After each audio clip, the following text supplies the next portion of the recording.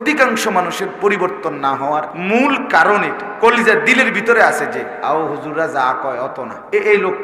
এই লোকের মুখ দিয়ে এই কথা বের করছে সরাসরি শয়তান।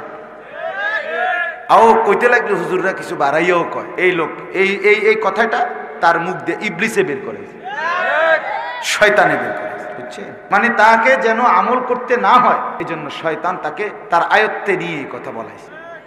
কয় তো হুজুররা ভালোর জন্যই বলে, পারি তো না। কেন পারবেন না? কেন আপনি আগের থেকে এটা কেমনে বুঝলেন? পারবেন না কেন? আপনারে ডাক্তারে বললে আপনি 40 বছরের অভ্যাস মিষ্টি খাওয়া, আপনি এটা ছেড়ে দিলেন। আপনাকে ডাক্তার বললে 40 বছরের অভ্যাস, আপনি চিনি খাওয়া ছেড়ে দিলেন। আপনাকে ডাক্তার বলার কারণে আজকে 50 বছরের অভ্যাস মিষ্টি খাওয়া ছেড়ে দিলেন। আপনি এত কিছু ছাড়তে পারলেন ডাক্তারের কথায়, তো আল্লাহর কথায় বিড়িখানা ছাড়তে পারলেন না কেন? আল্লাহর কথায় টেলিভিশন দেখা, নাচ গান দেখা, পরের নারী দেখা ছাড়তে পারলেন না কেন? কথা বলেন, কারণটা কি? ডাক্তারের কথার উপরে আপনার এতটা আস্থা হইল। হ্যাঁ, আমার একজন পরিচিত লোক, আত্মীয়, ওনার পেটে একটু অসুস্থতা, ডাক্তারে বলছে গরুর গোশত খাইতে না। ওই গতকালকে আমার সাথে খাইতে বসছে, খানার সময় ভুলে ওনার প্লেটে 2 টুকরা গোশত দিয়া লাইছে। মানে মনে সাপ দেখলো, মানে সে এত জোরে লাভ দেন, না না না না না, আমার গোশত নিষেধ, গোশত নিষেধ, এইভাবে ফাল দিয়ে উঠছে। তাহলে একজন ডাক্তারের কথার উপরে আপনি এভাবে ফাল দিলেন। কথা বলেন, শুধু উনি না, আমরা সবাই এরকম। তাহলে সেটা আমি এতটা বুঝলাম, আল্লাহর কথা কেন বুঝলাম না? আখেরাতের কথা কেন বুঝলাম? মূল কথা হইল আল্লাহর কথা, আখেরাত আমার দিলে নাই। মুখে আমরা ভেসক ধরছি আর কি, বাহ্যিক, আমি হুজুর, আমি পাবলিক, আমি মুসলমান, কিন্তু মূলত কলিজার ভিতরে আখেরাত জমে নাই। এই জন্য ছেলেদেরকে বলি, বাপ দয়া করে এই যাদের হাতে মোবাইল আছে, তোমরাও ভাই এই মোবাইলটা নামায় ফেলো, ভালো হবে। আমি বললাম বাবা আপনারা নামায় ফেলেন, এমনি শুনেন, এমনি চেহারার দিকে তাকায় থাকেন, দেখবেন ভালো হবে। ওলামায়ে কেরামের চেহারার দিকে তাকাইয়া সরাসরি আন্তরিকতা নিয়ে কথা শুনলে আল্লাহর কসম খুব অল্প সময়ের ভিতরে মানুষের পরিবর্তন হয়। আপনি আপনার মসজিদের ইমাম সাহেবের বয়ান, ওনার দিকে তাকাইয়া থেকে শুনলেন, 6 মাসের ভিতরে আপনার চলাফেরার মধ্যে পরিবর্তন আসবে। আমি পরীক্ষিত বললাম, শর্ত হলো তাকাইয়া শুনবেন। ইমাম সাহেব ওয়াজ করে, আমনে সামনের কাতারে বৈশা এরম করে বেয়ারাম, মনে যেন বর্ষি দিয়া মাছ ধরে, ঠোকরা ফালতু। অথচ এই বুড়া মিয়া সাদওয়ানে বেড়ার জোশের ঠেলায়, কথার ঠেলায় মানুষে আতফাও ধরি। আল্লাহ দোয়াই আপনি কুদ্দুর চাচা, আপনি কুদ্দুর থামেন, আল্লাহ দোহাই চাচা, কে হুনে কার কথা? চাচার কুদানি দেখলে জোয়ানেও ফেল। কিও ওইখানে আপনার ঘুম আসে না কেন? 3 ঘন্টা ধরে বসে গপ মারতেছেন, আপনি দেখো দূর হাইও ওঠে না, কুদুর ক্লান্তিও আসে না। আল্লাহর ঘরে ইমাম সাহেব কি 2 ঘন্টা ওয়াজ করে জুমার বয়ান? 1 ঘন্টা 40-45 মিনিট গড়ে, 40 মিনিট, আধা ঘন্টা 40 মিনিট মাত্র। এই কদ্দুর ভিতরে আপনি ঘুমাইতে ঘুমাইতে মাটির সাথে মিশে যাইতে আছেন। ঘটনা কি? মূল কারণ হইল উনি জানে ওনার দিলে এটি আমার লাগবে না। এগুলো হুজুরের এ সমস্ত কথা, এটি আমারও বিষয় না, হুজুরের বিষয়। আমি আল্লাহর রহমতে খাইয়া পইরা ভালো আছি, বুঝেন নাই? 3 ফুট বিদেশ, বাইত আল্লাহর রহমতে ঘরদুয়ার আছে, বাজার সদাই চলতেছে, পান বিড়ি বন চা বিস্কুট ফল ফলাদি ভাত মাছ খাইয়া ভালো আছে, খালাস, উনি তৃপ্ত। আরে বাপ, জিন্দিগি তো এখানে শেষ না, জীবন তো এখানে শেষ না। শুধু দুনিয়া আপনি ভালো আছেন এর নাম তো ভালো থাকা না। এখানের ভালো থাকাও স্থায়ী না, এখানের কষ্টে থাকাও স্থায়ী না। এখানে যে হাসতেছে সেও চিরস্থায়ী হাসবে না, এখানে যে কাঁদতেছে সেও চিরস্থায়ী কাঁদবে না, কাঁদবে। আজ রাত যার বাসর রাত, তারও ভোর হয়ে যাবে। আজকের রাত যার জেলখানার রাত, তার রাতও কি হয়ে যাবে? ভোর হয়ে যাবে। পৃথিবী কারো জন্য থাকবে না, আখেরাত আছে, কবর আছে দোস্ত। এখানে আমরা দুনিয়াতে আপনি আমারে বাদ দিয়া আমি আপনারে বাদ দিয়া চলতে পারবো। আপনি আমারে পাশ কাটাইয়া চললেন, আমি আপনারে পাশ কাটাইয়া 9 কইরা চললাম। আমার ওনারে পছন্দ হয় না, আমি আরেকজনের কাছে গেলাম। আরেকজনের পছন্দ হয় না, আমি আরেকজনের কাছে গেলাম। এটা তো হইতে পারে, দুনিয়া তো এমন হইতে পারে বাপ। কিন্তু মৃত্যুকে পাশ কাইটা চলা, মৃত্যুকে এড়িয়ে চলা সম্ভব কি? স্বীকার করেন আর নাই করেন, হাসতে থাকেন আর কাঁদতে থাকেন, গুরুত্ব দেন আর ফালতু ফাইজলামি করেন, যাই করেন, মৃত্যু আপনাকে গ্রহণ করতেই হবে। তাইলে যেটা চিরবাস্তবতা, নিরেট সত্য, যে সত্যকে এড়াইবার কোনো সুযোগ নাই, সেই সত্যকে অস্বীকার করে যুবক বাপ কেউ বোকামি করলে হবে না। একবারে যত চালাক, মনে করেন পৃথিবীর কেউ তোমারে বুঝলো না ভাইয়া, কেউ ধরতে পারলো না, তোমার কোনো অপরাধ কেউ টের পাইল না, অসুবিধা নাই, তারপরও নির্দিষ্ট হায়াত। ঠিক কিনা বলেন না? দুনিয়ার কেউ আমারে বলার মতো সাহস করল না, আমি এত বড় বাহাদুর হইলাম, ঠিক আছে, তারপরেও হায়াত নির্দিষ্ট। হায়াত নির্দিষ্ট। পৃথিবীর সব ক্ষমতার মালিক হইল নির্দিষ্ট, আমি হায়াত আমার শেষ হয়ে যাবে। পৃথিবীর কোনো ক্ষমতা আমার না থাকলেও আমার হায়াত কি হয়ে যাবে? কুল ইন্নাল মাউতাল্লাযী তাফিররুনা মিনহু ফাইন্নাহু মুলাকীকুম। আল্লাহ তাআলা বলেন, নবী বন্ধু আমার, আপনি বলে দিন, মৃত্যু থেকে তোমরা যেখানেই পলায়ন করো না কেন, সে তোমাদের সাথে নিজেই মোলাকাত করবে। ফাইন্নাহু মুলাকীকুম, মৃত্যুই তোমাদের সাথে মোলাকাত করবে। তার মানে তুমি মৃত্যুর থেকে আড়াল হইতে পারবে না। আইনামা তাকুনু ইউদরিকুমুল মাউত ওয়ালাউ কুনতুম ফি বুরুজিন মুশাইয়াদা। আল্লাহ বলে, যদি তুমি এমন একটা দালান বানাও, যেই দালান অনেক উঁচা, অনেক উঁচা, কেউ এটা ডিঙ্গাইতে পারবে না, যেই দালানের চারদিকে এবং উপরে কোনো দিকে একটা ছিদ্র নাই, একটা পিঁপড়া ঢুকার জায়গা নাই, রব্বুল আলামিন বলে সেই নিশ্ছিদ্র সুউচ্চ দেওয়ালের বেষ্টনী ভেদ করেই মালাকুল মউত, মৃত্যু তোমাকে নিয়ে আসবে। আইনামা তাকুনু ইউদরিকুমুল মাউত ওয়ালাউ কুনতুম ফি বুরুজিন মুশাইয়াদা। তুমি কোনোভাবে আড়াল করতে। গতকালকে ছেলেরা, বাপ আবারও বলছি, ছেলেরা আল্লাহর দোহাই, এটার ভেতরে বসে ভাইয়া কথা কইও না, বুট খাইও না, আমার অনুরোধ দোস্ত। আমি একবারে হাতে গোনা অল্প কিছুক্ষণ সময় কথা বলতে চাই, এনে বসে বুট খাইও না দোস্ত আমার। তুমি বুট খানা যদি তোমার বাকি থাইকা যায়, তুমি প্যান্ডেলের বাইরে গিয়া খাও, আমার কোনো আপত্তি নেই। তোমার মোবাইল টিফা যদি বাকি থাকে, যাও তুমি বাইরে চলে যাও দোস্ত, কোনো আপত্তি নেই, তুমি যেখানে ইচ্ছা তাই করো। কিন্তু নজরের সামনে, চোখের সামনে যারা, তারা আমার আমানত। আমার চোখের সামনের এই শ্রোতাগুলো আমার জন্য কি? এদের প্রত্যেকের দিকে নজর রাখা এইটুকু সময়ের জন্য আমার জিম্মাদারি, আমার দায়িত্ব এটা। এদের পরিবর্তনের চেষ্টা করা।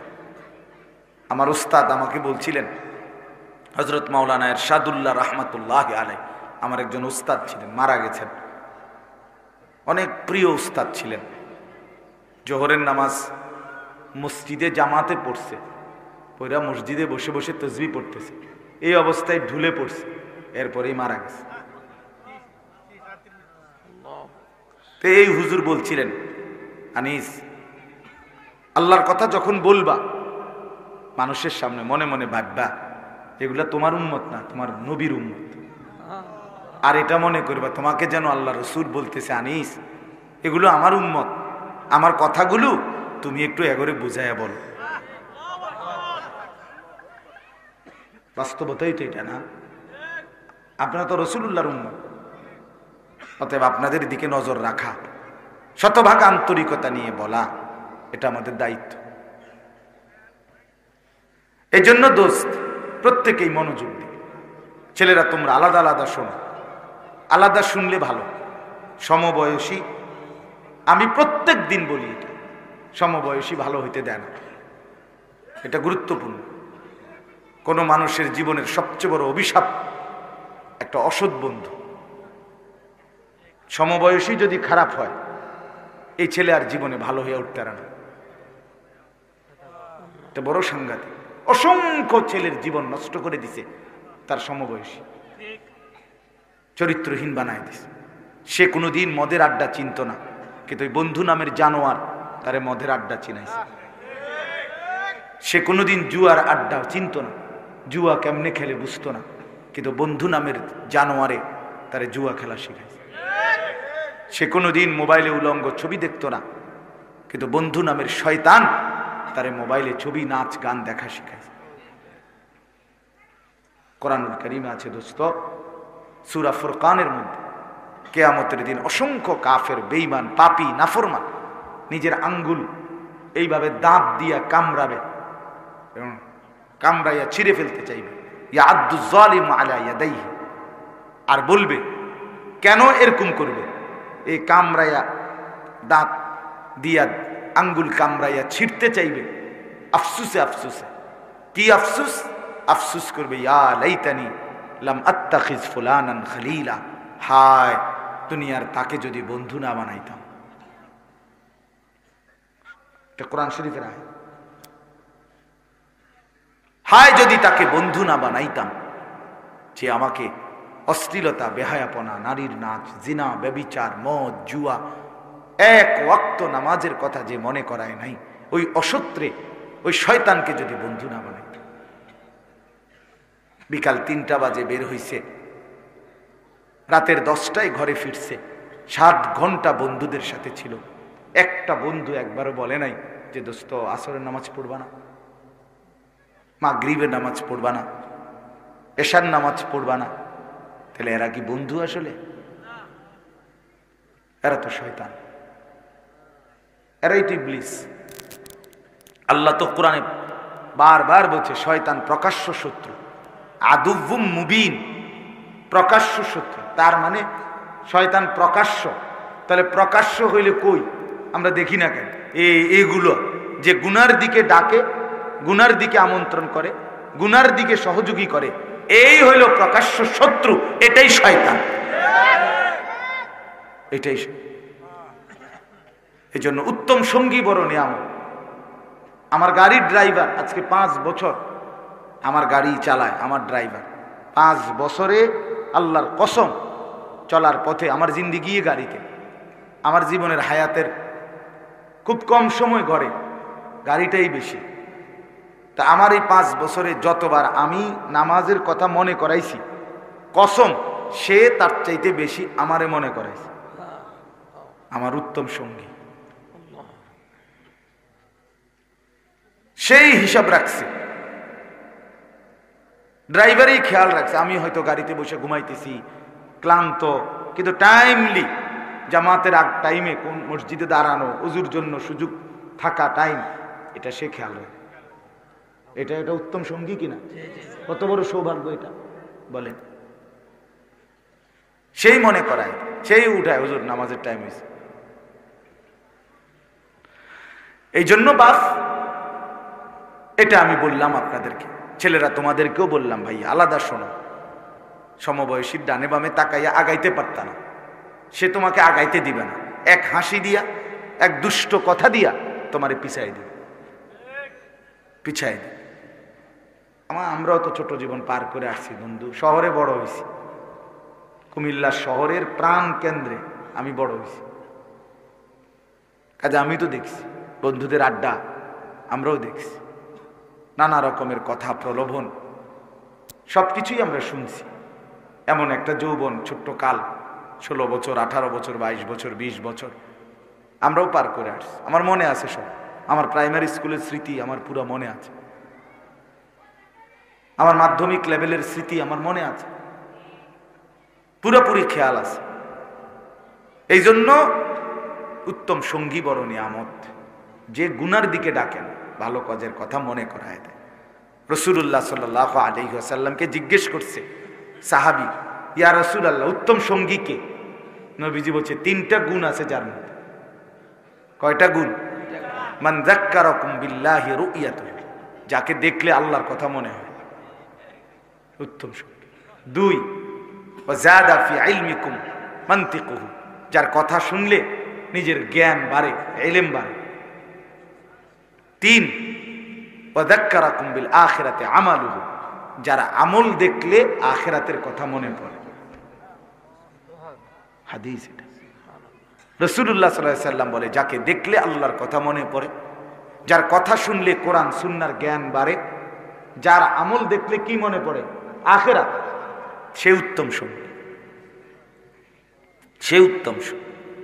নবী সাল্লাল্লাহু আলাইহি সাল্লাম বলেন, লা তুসাহিব ইল্লা মুমিনান, মুমিন ছাড়া, ইমানদার ছাড়া, নেককার ছাড়া কাউকে সাথী বানায় না। সাথী এন থেকে কোম্পানিগঞ্জ এই কদ্দুরু সিটারের লগে যাইও না, এই সিটারে এনের ভিতর তোমার অনেক খারাপ কথা বলে। এখান থেকে কোরবানপুর এই অসিব্বর লগে যাইও না, একলা হাঁটো, একলা হাঁটো। ওই তোমারে বলবে, দোস্ত আইডিয়ার জন্য, জানার জন্য তো বেটা বিড়ির ভিতরে কি তা এটা কমপক্ষে জিনিসটা তো কমপক্ষে তোর জ্ঞান থাকা দরকার, এই হিসাবে একটা টান দিয়েছে।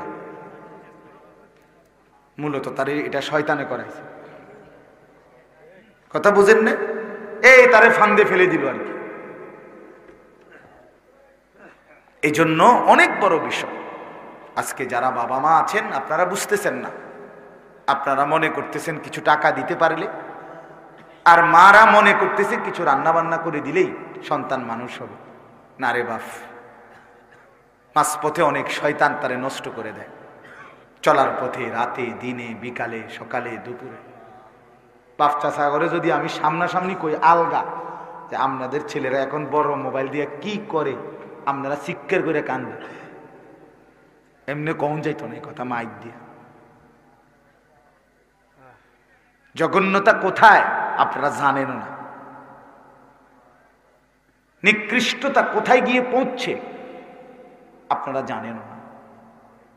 অসভ্যতা, আপনাদের মেয়ের, যে মেয়ে চরিত্রহীন, যার মেয়ে পর্দা করে না, সে কত নিকৃষ্ট অবস্থানে গিয়ে পৌঁছছে আপনি জানেন না। কুত্তা বিলাই ফেল। যে ছেলে নামাজ পড়ে না এক ওয়াক্ত, এই জানোয়ার বহুত আগে জানোয়ারের ক্যাটাগরি পার হয়ে গেছে, বহুত আগে কুকুর বিড়ালের শ্রেণীও পার হইয়া আরো নিচে চলে গেছে, আপনি জানেন না। চেহারা দেখেন বেনামাজি সন্তানের, চুলের কোনো হদিস নাই, চেহারার কোনো হদিস নাই, শার্ট প্যান্টের কোনো হদিস নাই, যেখানে মুতে ধরে এখানে পেশাব করে দিতেছে, পেশাব করে কোনো পানি নেয় না, হাসে কি লেগে তাও কইতারে না, হাঁটে কেন, এতক্ষণ ঘুরতেছে কেন, প্রতিবন্ধী, মানসিক প্রতিবন্ধী, পাগল, তার সিরা। আপনি বলবেন একটা ভালো কাজের কথা, হে আসবো, মানে প্রতিবন্ধী যে। হ্যাঁ হ্যাঁ, বাস্তবতা এটা, বাস্তবতা। নাইলে আপনাদের জীবনের ব্যর্থতা দেখেন। একজন বাবা মুসলমান হওয়ার পরে আপনার ঘরে 16 বছরের ছেলেটা এক ওয়াক্ত নামাজ পড়ে না, এত বড় জানোয়ার মুসলমানের ঘরে কেমনে ঘুমায়? কথা কন না কেন? 365 দিনে এক বছর, এক বছরে কোনোদিন আপনার 18 বছরের ছেলেটা, মেয়েটা কোনোদিন ফজরের নামাজ কি জিনিস সেটা জানে না। ফজরের নামাজ যে কখন পড়ে এটাই জানে না। এত বড় অসভ্য জানোয়ার মুসলমানের ঘরে ঘুমায় কেমনে? তার বাপ কেডা বেড়া, তার মা কে তারে মানুষ করতেছে? এই বাপ তোমার জীবনের সার্থকতা কি? তুমি জীবনে কি অর্জন করলা? এই জানোয়ার কথা বলেন না কেন? বলেন যারা এ জবাব দেন। জিন্দিগি মানে কি? জীবন মানে কি? ফাঙ্গাস আর তেলাফিয়া? হ্যাঁ, জিন্দিগি মানে ফুলকপি আর ফাতা কপি? জিন্দিগি মানে বন বিড়ি? জিন্দিগি মানে চায়ের দোকানের আড্ডা? এইসব শেষ, এরপরে আর কোথাও যাইবেন না আপনারা? এরপরে যাইতে হবে না কোথাও। তো ছেলে নামাজ পড়ে না যে কি বলবেন? মেয়ে যে পর্দা করে না কি বলবেন? স্ত্রী যে খোলামেলা রাস্তার পাশে, মহিলা খালের পারে, রাস্তার পারে বেড হইতে আইয়ে যায়, এখানে গোসল করে খোলামেলা, এই বেপর্দা, এই বেহায়া, এই নির্লজ্জা মহিলা, এ বেডির ব্যাপারে আমনে স্বামী কি বলবেন? কথা বলেন না কেন? কি বলবেন? কি আপনি বুঝেন না? আপনার ছেলের চেহারা দেখলে বুঝেন না? এই চুল আপনি জিজ্ঞাসা করলেন না, কিরে বাপ আমি মুসলমান, আমার দাদা, তোর দাদা মুসলমান, তোর বংশের 14 গোষ্ঠী মুসলমান, তোর চাচা মুসলমান, তোর ডানে বামে মানুষ মুসলমান, তুই এটা কার চুল রাখলি? কোন কুত্তা জানোয়ারের চুল রাখলি তুই? এটা জিজ্ঞাসা করলেন না কেন? আমনে বাপ না? আমনের বুঝি খেয়াল করছে বাজার সদাই করতেন। আমার তো স্পষ্ট মনে আছে, আমার বড় ভাই, আপন ভাই আলহাজ হজরত মাওলানা মাহবুবুর রহমান আশরাফি, আমার বড় ভাই আমাকে একবার চুল কাটাইতে গিয়ে 3 বার, শুধু সামনে আর পিছনে সামান্য 19-20 হয়েছে, বড় ছোট হয়েছে, পিছনের চুলের থেকে সামনের গুলো হাত লাগাইয়া দেখছে যে চুল সমান হয় নাই চারদিকে। 3 বার চুল কাটাইছে, একবার পর একবার, 3 বার সেলুনে পাঠাইছে। তাইলে আমার ভাই আছে, আমার অভিভাবক ছিল। আমি জীবনে একবার সাদা টুপি ছাড়া একটা টুপি রঙিন কিনছিলাম, টুপি ফুলওয়ালা, আমার আব্বা খোলায় ফেলছে। বলছে না ফুত, আমি জীবনে কোনোদিন সাদা টুপি ছাড়া পরি নাই, তুইও পরবি না। না যায়জ না, সেটা ভিন্ন কথা, আমার বাবার আখলাক এটা।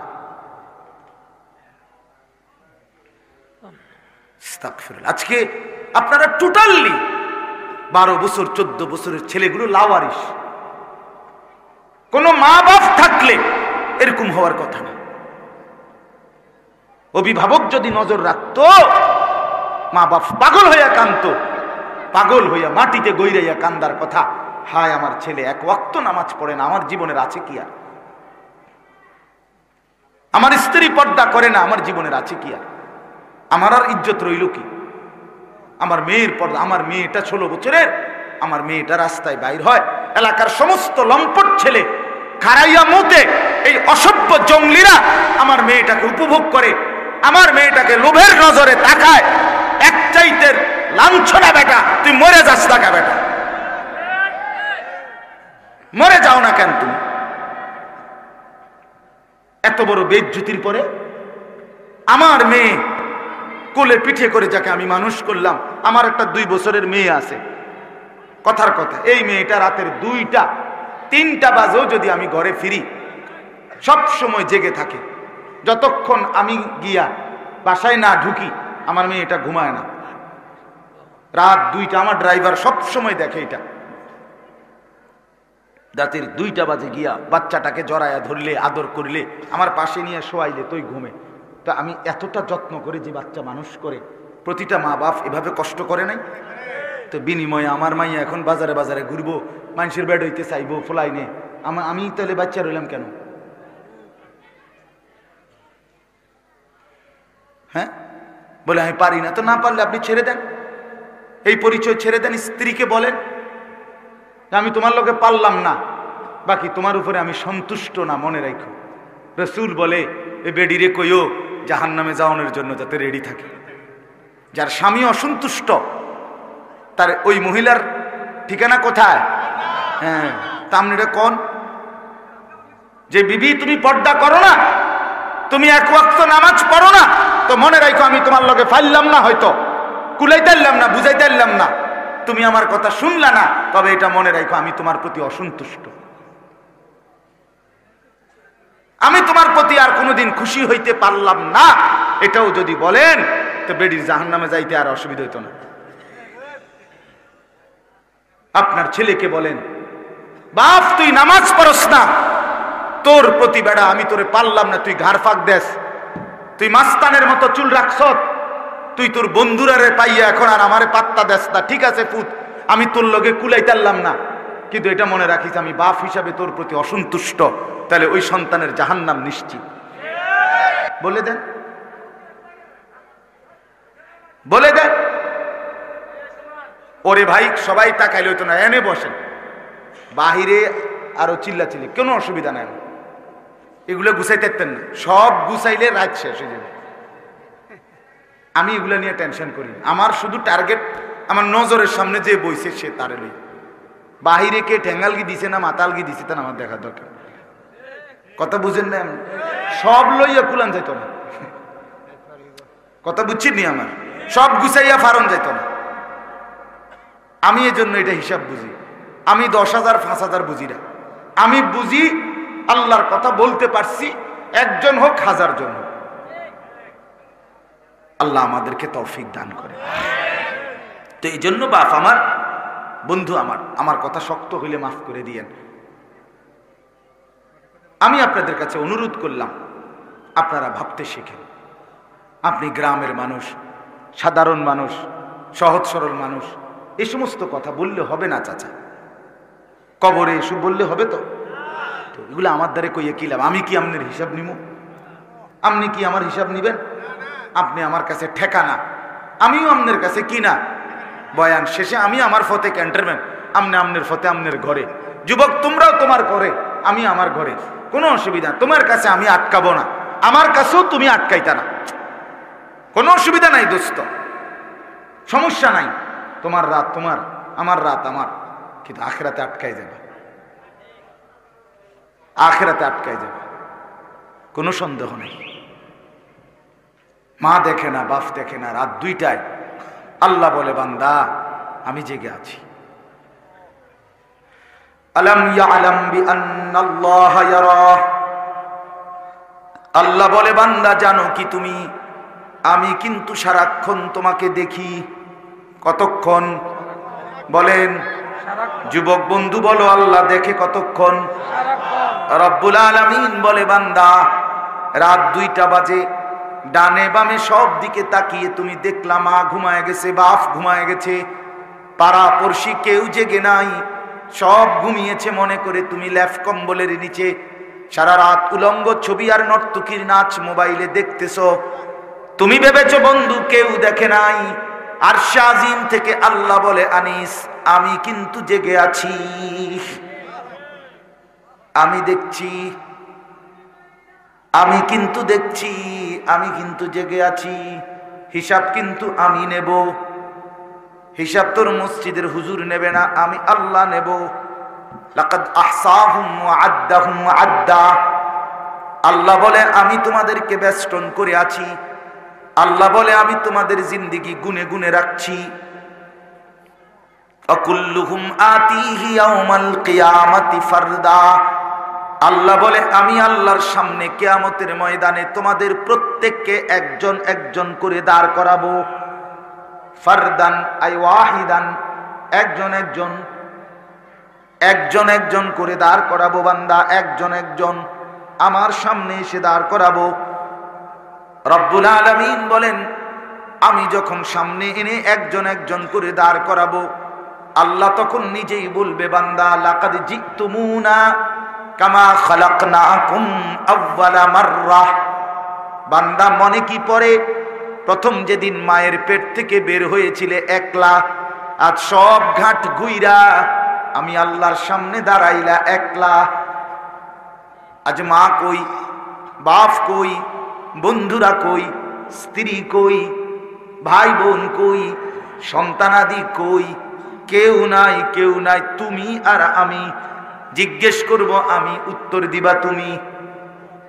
আমি আল্লাহ বলবো, তুমি বলবা লিমা ফাআলতা হাদা। আমলনামা দেখিয়ে আল্লাহ বলবেন বান্দা এটা কেন করলে? লিমা তারাকতা হাদা, এটা কেন ছাড়লে? 6টা মাস কোনদিন ফজরের নামাজ পড়লা না কেন বান্দা?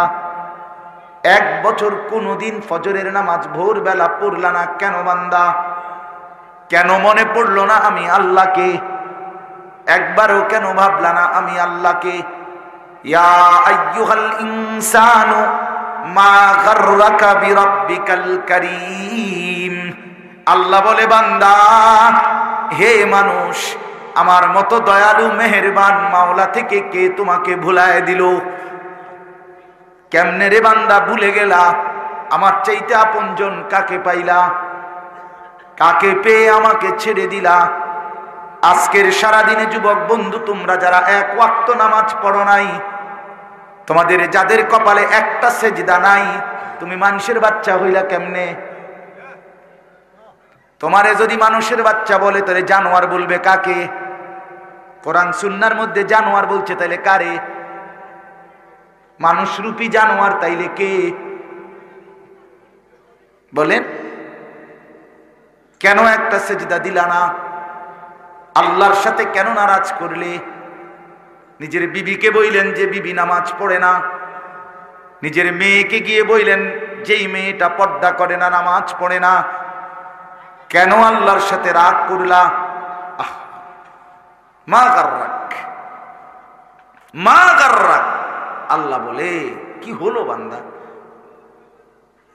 কেন আমাকে ছেড়ে দিলা? আমার মতো দয়ালু মনিব আর কাকে পাইলা? কেন ছেড়ে দিলা? এই জন্য দোস্ত আমার, বন্ধু আমার, বাপ আমার, রাত অনেক গভীর। আমি আপনাদের কাছে অনুরোধ করছি, ভাবতে শিখেন, ভাবতে শিখেন। গ্রামের বলে, সাধারণ বলে নিজের খামখেয়ালি করেন। আপনি মূর্খ না, পড়ালেখা করেন না, এটি কোনো কথা? আপনি সরু সরে আনা পড়েন না, আপনি আল্লাহ বোঝেন না? কথা বলেন না কেন? আপনি কলমে না লিখতে পারেন না, আপনি এডি নিয়ে আপনাদের কইছি, আপনাদেরকে আমি সরু সরে আনি শিখাইতে আছি। আপনাকে তো আখেরাত বুঝাইতেছি, আখেরাত বুঝবেন না কেন? পরকাল বুঝবেন না কেন? এই জন্য আমরা প্রত্যেকেই গুনাহ ছেড়ে দেই, আল্লাহর ইবাদতে অভ্যস্ত হই। ছেলেকে বলেন, মেয়েকে বলেন, স্ত্রীকে বলেন, নিজেকে বলেন, খামখেয়ালি করেন না, গাফলতি করবেন না। আমি আপনাদের সামনে 3টা আয়াত পড়ছি কোরআনুল কারীমের 28 নম্বর পারা, কোরআনুল কারীমের 62 নম্বর সূরা। সূরাটির নাম সূরায়ে জুমআ।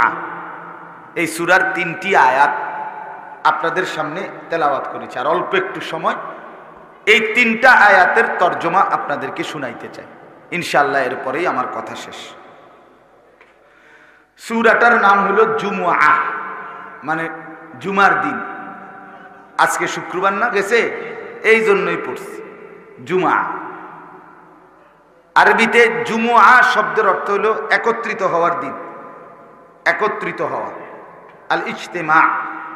তো যেহেতু ইয়াউমুল জুমআ, শুক্রবারের দিন ইমানদার মুমিন বান্দারা আল্লাহর ঘর মসজিদে ব্যাপকভাবে জমা হয়, একত্রিত হয়, এই জন্য এটাকে ইয়াউমুল জুমআ, একত্রিত হওয়ার দিন, সমাবেশের দিন, সবার সম্মিলিত একত্র হওয়ার দিন বলা হয় জুমআ।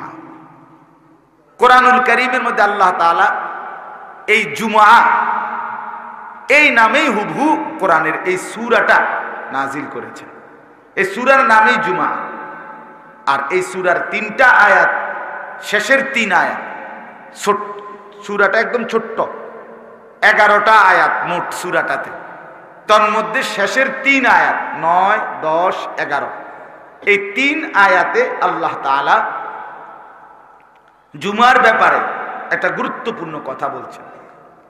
তো তাফসিরের একটা নিয়ম আছে, কোরআন তাফসিরের নিয়ম হইল আল ইবরাতু বিউমুমিল লফজ লা বিখুসুসিস সাবাব। অর্থ হইল কোরআনুল কারীমে যদিও সম্বোধন করা হয় নির্দিষ্ট ব্যক্তি বস্তুকে, কিন্তু বুঝানো হয় ব্যাপকভাবে সকলকে। কথাটা আপনি বুঝছেন? যেমন ফেরাউনের ঘটনা, তো এটা তো হেতের ঘটনা, আমার কি তাই না, আমনের জন্য ইবরত। নমরুদের ঘটনা, তো এটা নমরুদের ঘটনা, নমরুদে নাফরমানি করছে, নমরুদে ফচ্চা মরছে, আমার কি তাই না, আমার জন্য ইবরত, শিক্ষা, উপদেশ। মানে যদিও ঘটনা, কথাটা নির্দিষ্ট কোনো ব্যক্তি, অবস্থা, বিশেষ ক্ষেত্রে, কিন্তু বুঝানোর উদ্দেশ্য কি সকলকে। কথা বুঝছেন কিনা বলে? তো এইখানে আল্লাহ তাআলা জুমার নামাজের একটা বিশেষ বিষয়কে কেন্দ্র করে এই আয়াতগুলো নাজিল করেছিলেন। এখানে একই সাথে জুমার গুরুত্বও বুঝাইছে, আবার ব্যাপকভাবে 5 ওয়াক্ত নামাজ সহ নামাজের পূর্ণ গুরুত্ব আল্লাহ তাআলা এখানে বুঝাইছে। যদিও ঘটনার বিশেষ প্রেক্ষাপট জুমাকে কেন্দ্র করে, কিন্তু বুঝানোর উদ্দেশ্য 5 ওয়াক্ত নামাজ সহ পূর্ণ নামাজ। কথাটা বুঝছেন কিনা আপনি? আচ্ছা, ঘটনা কি হয়েছিল?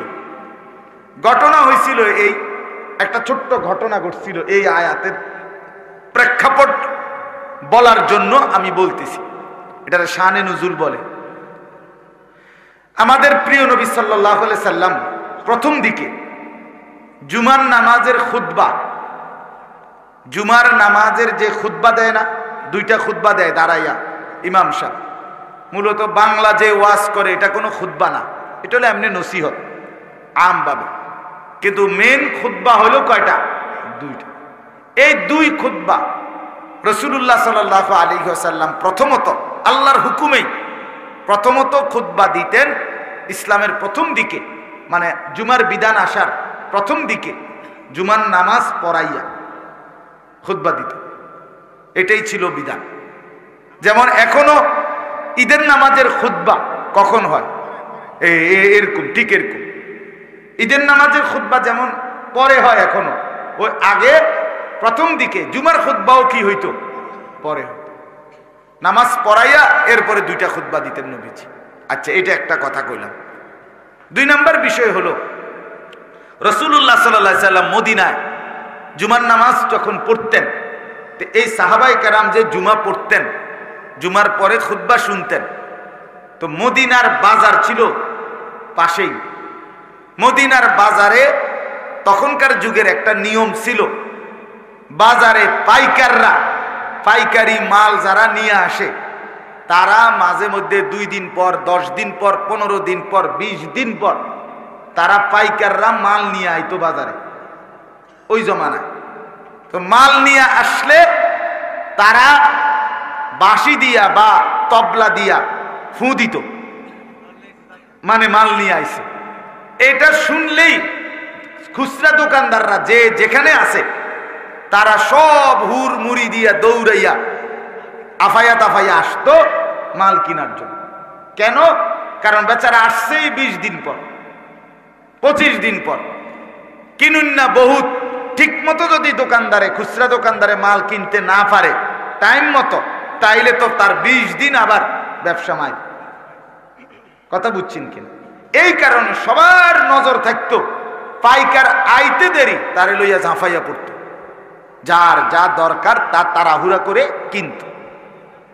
এই সময়ে এই ঘটনা যখন, এই সময়ে মদিনার মধ্যে দ্রব্য মূল্যের খুব বেশি চড়া দাম ছিল, 1। 2 নাম্বার, পাইকার মাল আনতে দেরি করত, মানে আজকে অনেক দিন যাবত নিয়ম মতো মাল আসে না। এই ঘটনা একত্র হয়ে গেছে। নবীজি জুমার নামাজ পড়াইছে, পড়াইয়া সারছে, আর এখন এই খুতবা দিতে দাঁড়াইছে।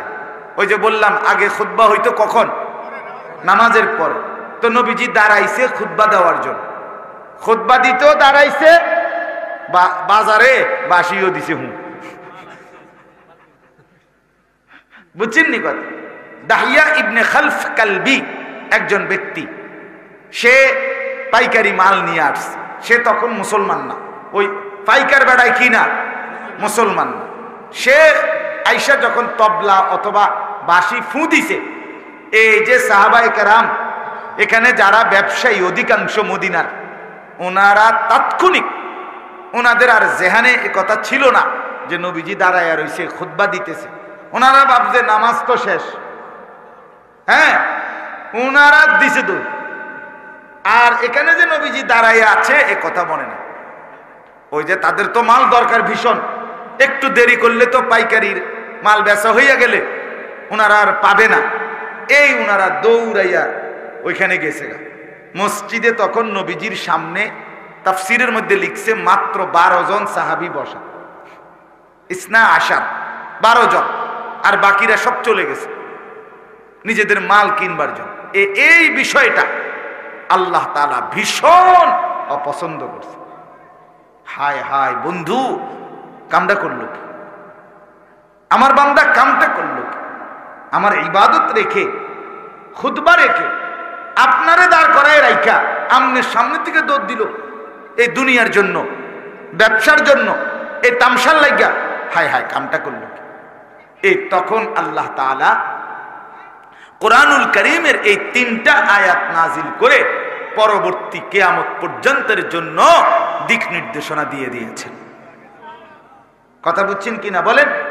দেখেন আল্লাহ তাআলা বলেন, ইয়া আইয়ুহাল্লাযীনা আমানু, হে ঈমানদারগণ, হে মুমিনগণ, ইযা নুদিয়া লিস-সালাতি মিন ইয়াউমিল জুমআ, যখন তোমাদেরকে ডাকা হয়, আহ্বান করা হয়, আযান দেওয়া হয়, লিস-সালাতি মিন ইয়াউমিল জুমআ, শুক্রবার জুমার দিনের নামাজের জন্য, জুমার নামাজের জন্য, ফাসআউ ইলা যিকরিল্লাহ, এই আল্লাহর প্রথম হুকুম। জুমার দিন আযান দিলে তোমাদের প্রথম কাজ, তোমরা সাথে সাথে আল্লাহর স্মরণ, আল্লাহর জিকির। এটার দুই অর্থ তাফসিরে লিখছে, এক হলো খুতবা আর এক হলো নামাজ। তোমরা খুতবা এবং নামাজ উভয়টা শুনবার জন্য জলদি ছোট, আর কোনো কাজ নাই, জলদি মসজিদের দিকে, আর দেরি করো না। ফাসআউ, এই আল্লাহ তাআলা বলেন সাথে সাথে ছোট, সাথে সাথে। ওয়াজারুল বাই'a, এবং কি বললেন? এবং বেচা কিনা, ব্যবসা, লেনদেন, আয় উপার্জনের যাবতীয় কার্যক্রম একদম ছেড়ে দাও। যালিকুম খায়রুল লাকুম, এটাই তোমাদের জন্য কল্যাণ। ইন কুনতুম তা'লামুন, যদি তোমরা বুঝো, যদি তোমরা বুঝো, যদি তোমাদের বুঝ থাকে, তা আমি আল্লাহর কথাটা শুনো যে এর মধ্যেই তোমাদের জন্য কল্যাণ। আজান হইছে, আর একটা মিনিটও বাজার, ব্যবসা, দোকান, আয় উপার্জন, ক্ষেত খামার, ফল ফসল, কিচ্ছুর দিকে আর মনোযোগ দিও না। শুধু একটাই গুরুত্ব, মসজিদের দিকে ছোট, মসজিদের দিকে ছোট। আচ্ছা, এখান থেকে আমি আপনাদের কাছে ছোট্ট দুই একটা কথা বলতে চাই। এক নাম্বার কথা হলো, আরবি ভাষায় ফা, এখানে একটা শব্দ আছে ফাসআউ। এই ফা শব্দের একটা ব্যাখ্যা হলো, ফা শব্দের অর্থ হলো তাকিব। তাকিব মানে হলো আগেরটা শেষ হবে, তাৎক্ষণিক পরেরটা শুরু হবে, এই ক্ষেত্রে ফা ব্যবহার হয়। আচ্ছা, আমি এতটা ভাঙ্গা বলার একটা উদ্দেশ্য আছে, আপনাদের এটা তাফসিরুল কুরআন মাহফিল, এই জন্য কিছুটা ব্যাখ্যা সমৃদ্ধ বলাই উচিত। কথা বুঝছেন কিনা? আচ্ছা, মনে করেন ফা, এটা এমনি বুঝাই বাংলায়, তাহলে বুঝবেন। মানে ঘরের থেকে বাইর হইছে লোকটা, বাইর হইয়া মাত্র ফাওটা দিছে, দেখে একটা সাপ। এই লোকটা এই কথাটা কেমনে কয় আরেকজনের কাছে? ভাই বিশ্বাস করেন, ঘরটা থেকে আমি ফাওটা দিয়ে ছাড়ছি না, লগে দেখি সাপটা কি ফুঁসলে উঠছে। এটাও আমার পাও দেওয়া, বাইর হওয়া, এটাও শেষ, সাপ দেখাও কি শুরু, শুরু শুরু, মানে দুইটা একদম মুখোমুখি। নাকি এই কথাটা মানুষে বলে আধা ঘন্টা পরে সাপ দেখলে, রাস্তাটা গিয়ে সারলাম না দেখি অ্যাক্সিডেন্ট। তার মানে কি রাস্তার যাওয়ার 1 ঘন্টা পরে অ্যাক্সিডেন্ট, সাথে সাথে। এই কথা বলার জন্য আরবিতে বলে ফা। তা আল্লাহ এখানে বলছে ফাসআউ ইলা যিকরিল্লাহ, আমার বান্দা আজানটা শেষ হইতে দেরি, তোমার আর কোনো কাজ নাই, শুধু মসজিদ, শুধু মসজিদ। তাহলে রেডি হবে কখন? কথা বলেন না কেন? রেডি হবে কখন বলেন না? আজানের আগে। প্রস্তুত থাকবে কখন? আগে, আগের থেকে। আগের দুর্ভাগ্য আমাদের, শুক্রবার দিনও জুমার নামাজের যখন আজান হয়, তখন আমগো মনে পড়ে অনেকের আজকে শুক্রবার, ইন্না লিল্লাহ, কি তো হায় হায় হায়, যে শুক্রবার, আজকে শুক্রবার।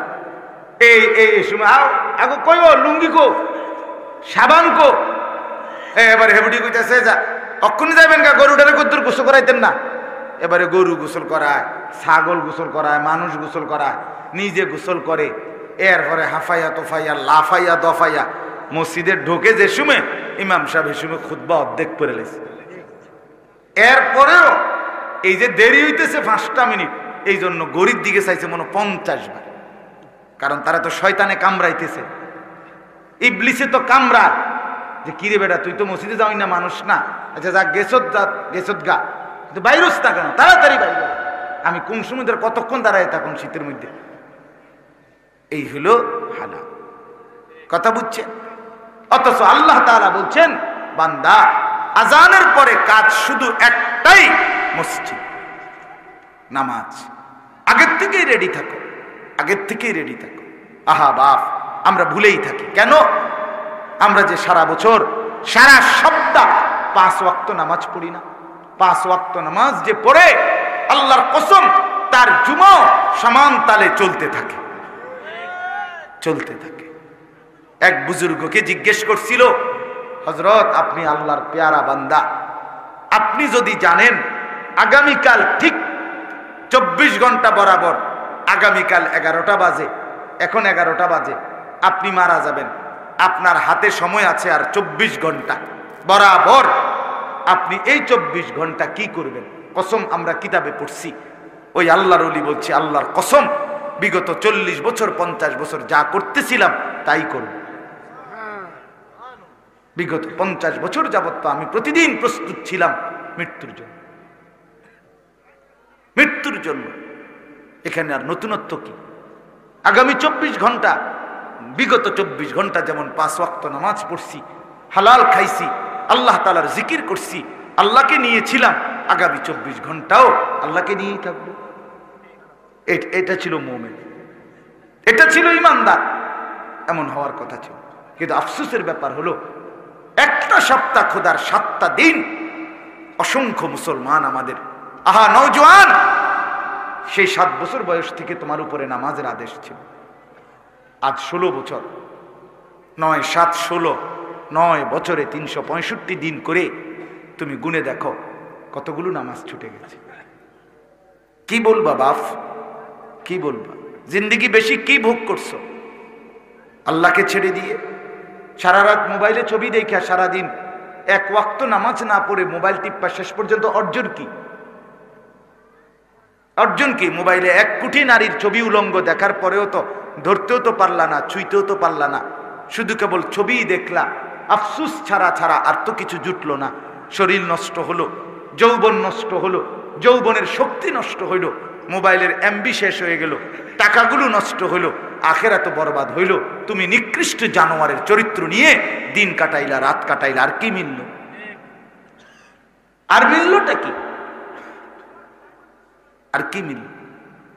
এই জন্য বন্ধু আমার, একটা ছেলে হলেও ভাইব, 10টা ছেলে হইলেও ভাইব, তুমি তোমাকে চেনো। কেন আল্লাহকে না ডাকা? 5 ওয়াক্ত নামাজ কেন পড়বো না আমরা? কেন পড়বো না? শুক্রবারে শুধু জুমার নামাজ, 2 রাকাত নামাজ, আহা কত বদনসিব, শুধু 2 রাকাত জুমার নামাজ, শুধু এটুকুই পরে সালামটা ফিরেই আবার চলে যায়, একটা সপ্তাহ নামাজের ধার ধারে না। এই 2 রাকাত পরে সরাসরি আপনি যদি তার কলজাটা খুললে চান, এই যে এই 2 রাকাত যে পরে সপ্তাহে, এটা আল্লাহর জন্য পড়ে না, কোনোভাবেই না। যেই নাফরমান পুরো 1 সপ্তাহ নামাজ পড়ে না, এই নাফরমান 2 রাকাত জুমাও আল্লাহর জন্য পড়ে না। বলে তাহলে কেন পড়ে হুজুর? আমি কই কেন পড়ে?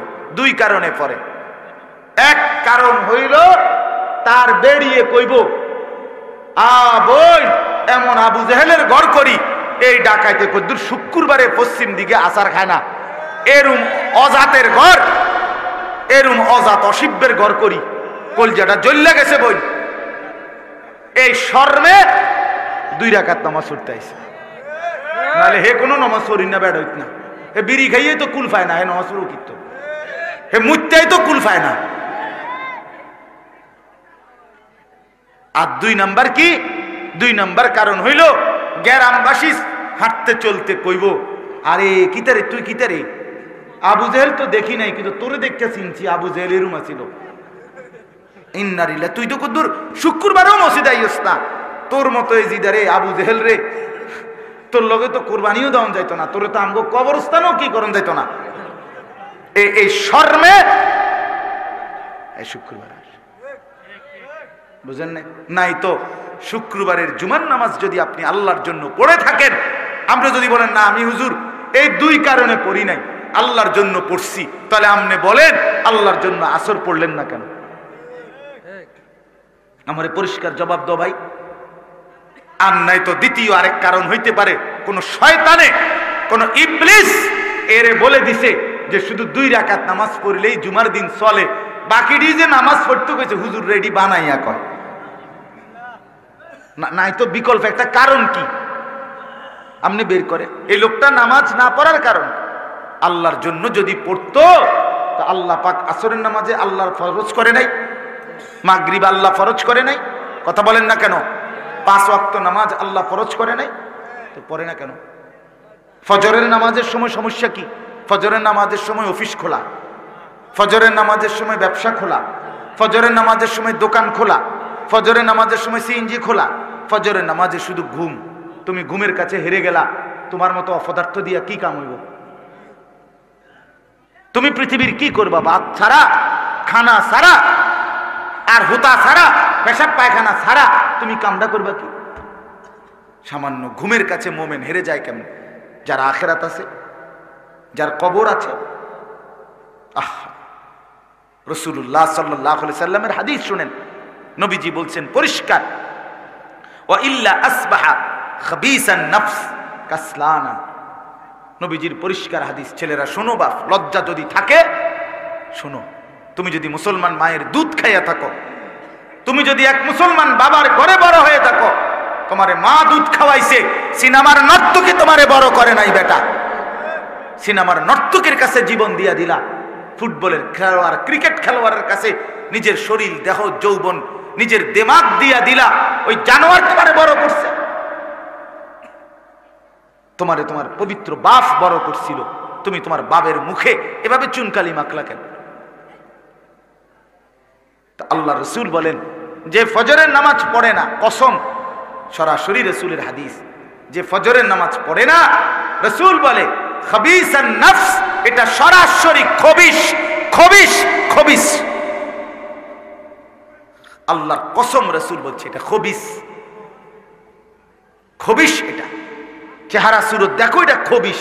এটা শরীর দেখো, খবিসের মতো দুর্গন্ধ ফেসাবের, মুত্তা ফানি লয় না যে খবিস, এটা রাসূল বলছে।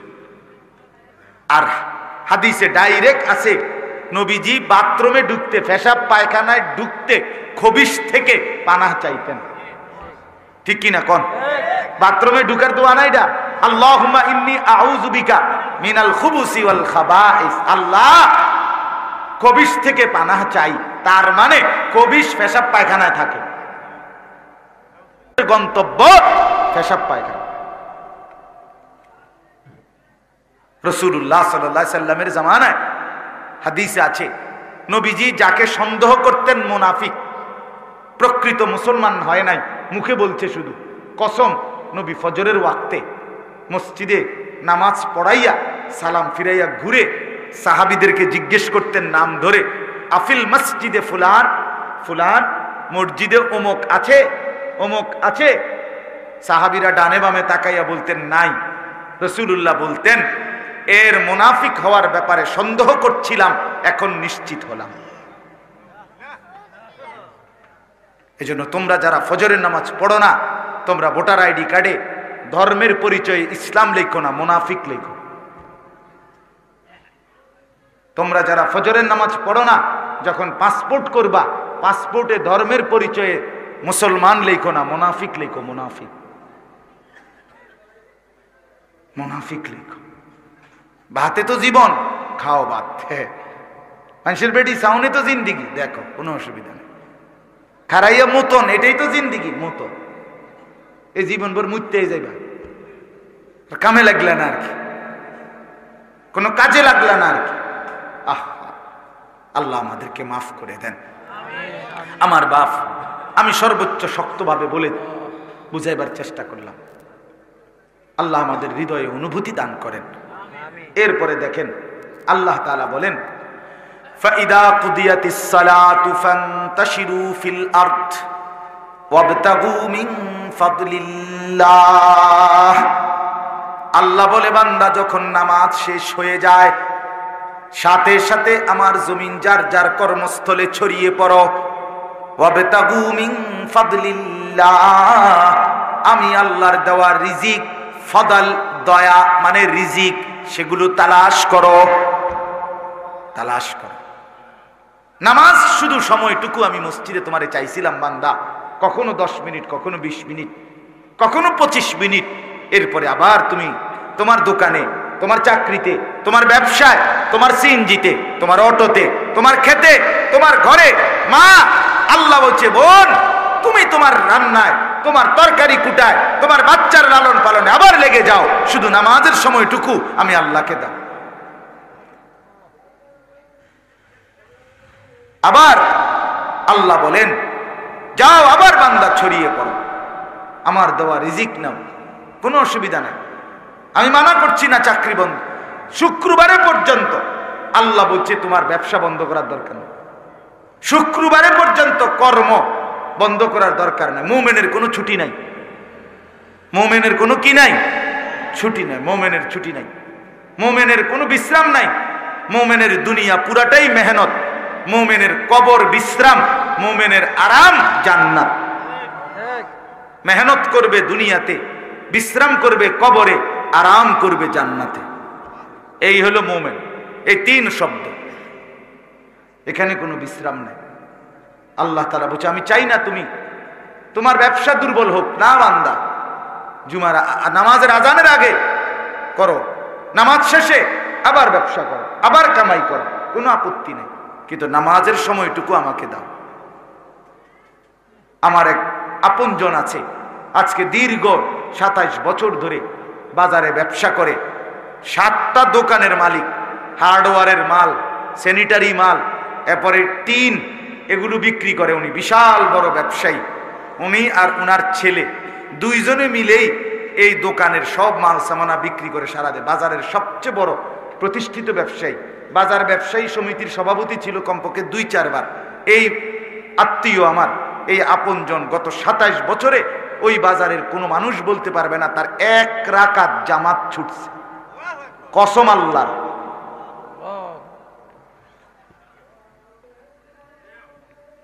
1 রাকাত জামাত ছুটে না, 1 রাকাত। বিশাল বড় বাড়িও করছে, বাজারে বিশাল বড় মার্কেট করছে, 5 তলা, জমিও কিনছে, ছেলে পেলেও দিন শিখাইতেছে, মাদ্রাসায় পড়তেছে। অসুবিধা কি হয়েছে? আমি তো চোখে দেখছি ওনাকে, কত সময় আমি দেখছি, আমার চোখেও দেখছি। আজান দিয়ে ফেলছে, জামাতের টাইম হয়েছে, উনি ওযু করিয়া যে দূর টাইমে নামাজে যাইতে পারবে এই টাইম হয়ে গেছে, মাল কিনা লাইছে, টাকা দিছে, শুধু বাংতিটা দিব। 70 টাকার মাল হয়তো 100 টাকা দিছে, আর 30টা টাকা ফেরত দিব। উনি এই টাকাটাও ফেরত দেয় না।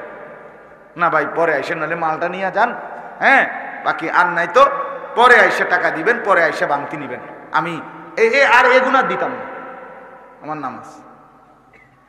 দেখা গেছে আমরা কত সময় দেখছি দোকানের সামনে লোক দাঁড়ায় আছে, হবড়া আইলে কিনব, অথচ পাশের দোকান আছে। কোনো বাজারে যে কোনো পণ্যের দোকান কি বাজারে একটা? এটা তো স্বাভাবিক, স্বাভাবিক। আল্লাহ পাককে ডাকলে ঠকে না, ঠকে না।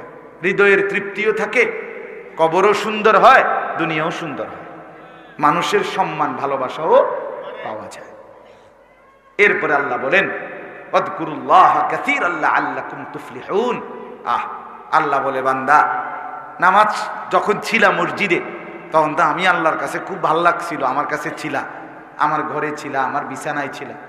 এখন আবার দোকানে যাচ্ছ, বাজারে যাচ্ছ, ব্যবসায় যাইতেছ, বাড়ি ঘরে ফিরছ, খেতে যাচ্ছ, আচ্ছা যাও বান্দা, কোনো অসুবিধা নাই, তবে ওয়াযকুরুল্লাহ কাসীরান, আমি আল্লাহর স্মরণ আমারে সঙ্গে রাখো।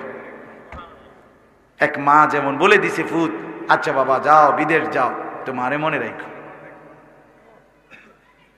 বাবা ঢাকা যাচ্ছ, বাপ ঠিক আছে যাও, আব্বা যাও, মা কি আর তোমারে আটকায় রাখতে পারমু, কিন্তু মার কথা মনে রাখো, বাবার কথা মনে রাখো।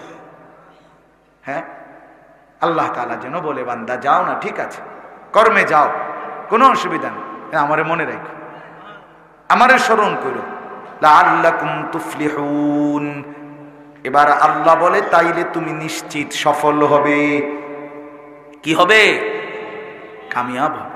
যদি আমারে মনে রাখো, বাজারে এবং না মসজিদে সর্বদাই যদি আল্লাহকে স্মরণ রাখো, তুমি সফল হবে, তুমি কৃতকার্য হবে, তুমি কামিয়াব হবে। সর্বশেষ আয়াত, শেষ কথা, ওই প্রথম কথা। এটা মনে আসেনি সাহাবীরা কি করছিল? মন নাই? খুতবা থুইয়া কি করছিল? গেছিল না? এই কথাইটা এবার আল্লাহ বলছে, ওয়া ইদা রাআউ তিজারাতান আও লাহওয়ান ফাদ্দু ইলাইহা ওয়া তারাকুকা কাইমা।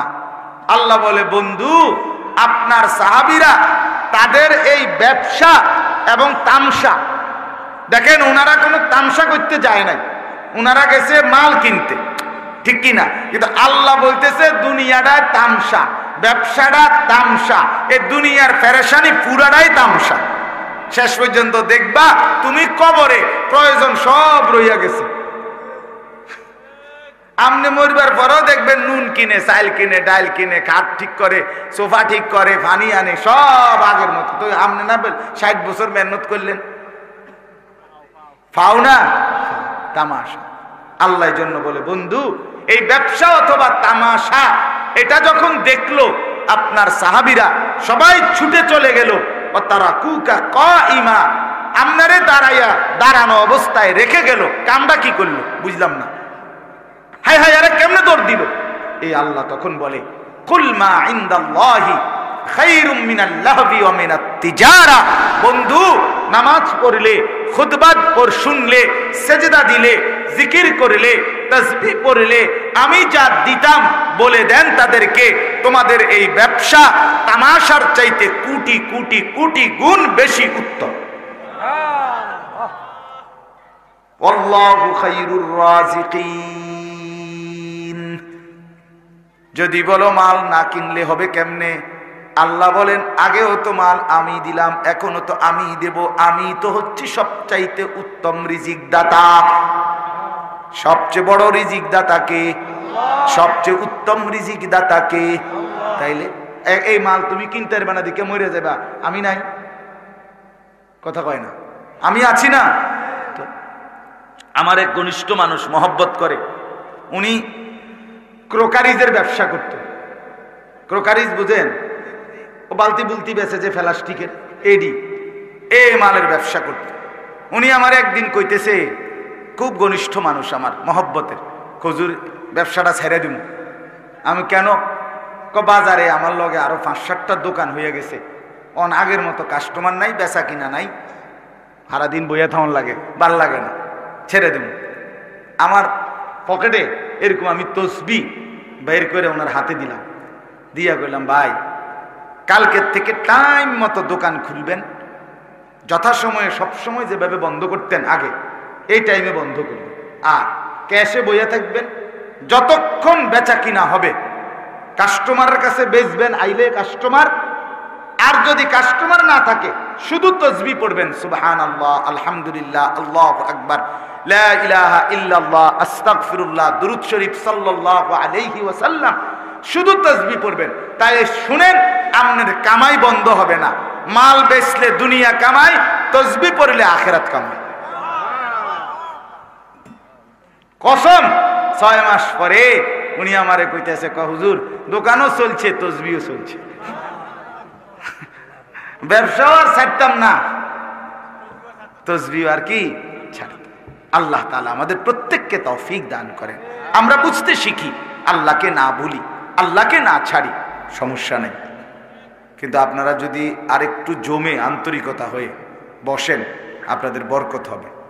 এই বসবার মধ্যেও নেকি পাবেন। এখন যেভাবে বসছেন একটু ফাঁকা ফাঁকা, এতে করে যদি অর্ধেকও দেখা যায় শ্রোতা, সমস্যা নেই, 10 জনই শুনুক, কোনো অসুবিধা নেই। 3 জন শুনুক, 1 জনই শুনুক, এতেও কোনো আপত্তি নেই। কিন্তু আন্তরিকতা নিয়ে বসলে, আগ্রহ নিয়ে জমে বসলে আল্লাহ বরকত দিন।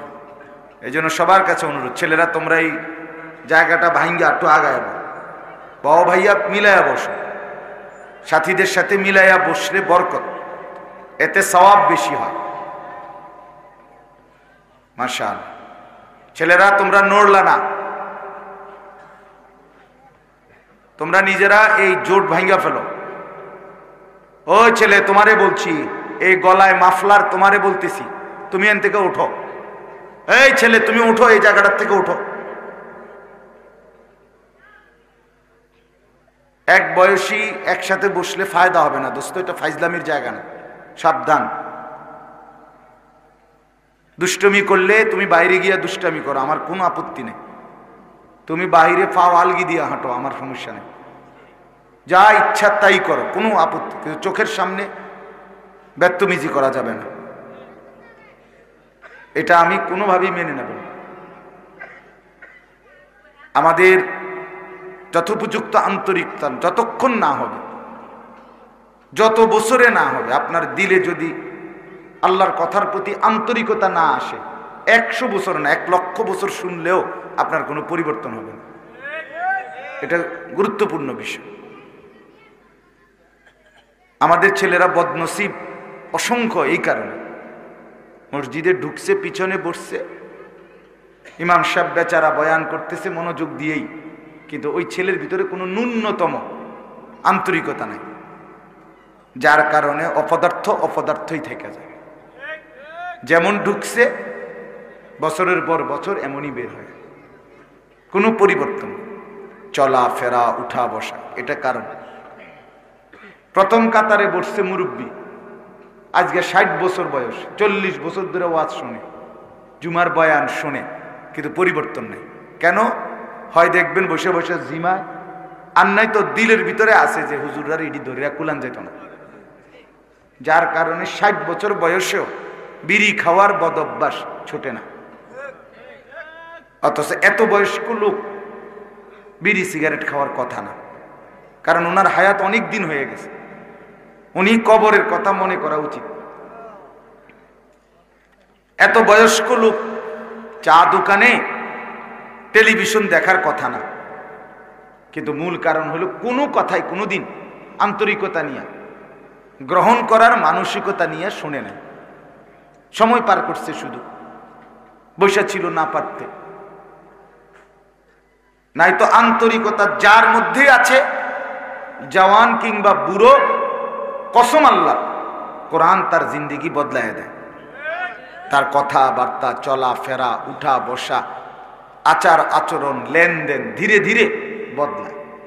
একদিনে, আমি বলি না একদিনে আব্দুল কাদের জিলানী হবে না, একদিনেই বাইজিদ বোস্তামি হবে না, উনি নিজেও একদিনে হয় না। আব্দুল কাদের জিলানী রহমতুল্লাহ আলাইহি একদিনে হয়েছে না, তো আপনি হইবেন কেন? একদিনে বদলাবে না, কিন্তু আন্তরিকতা থাকলে ধীরে ধীরে বদলাবে। আল্লাহ তাআলা আজকের এই মাহফিল, যুবকদের এই আয়োজন, আজকের এই ফিকিরে আল্লাহ তাআলা যেন বরকত দান করে, সকলেই বলেন আমিন। সুবহানাল্লাহি ওয়া বিহামদিহি, সুবহানাকাল্লাহুম্মা বিহামদিকা, আশহাদু আল্লা ইলাহা ইল্লা আনতা, আস্তাগফিরুকা ওয়া আতুবু ইলাইক। আসসালামু আলাইকুম। হুজুর সালাম সাবেক চেয়ারম্যান সাহেব। হ্যাঁ, মাশাআল্লাহ। বুঝতে আছে হুজুর। বসে। আল্লাহ তাআলা আমাদের প্রত্যেককে উত্তম ভাবে কবুল করেন, তৌফিক দান করেন, আজকের এই মাহফিলে আল্লাহ তাআলা বরকত দান করেন, সকলেই বলেন আমিন। একটু কথা বলি, আমরা দোয়া করে দেব। আমার শেষ, আমার বয়ান এমনিতেই শেষ। দাও ভাই দাও, চেয়ারম্যান সাহেব দোয়া নেক সবার থেকে।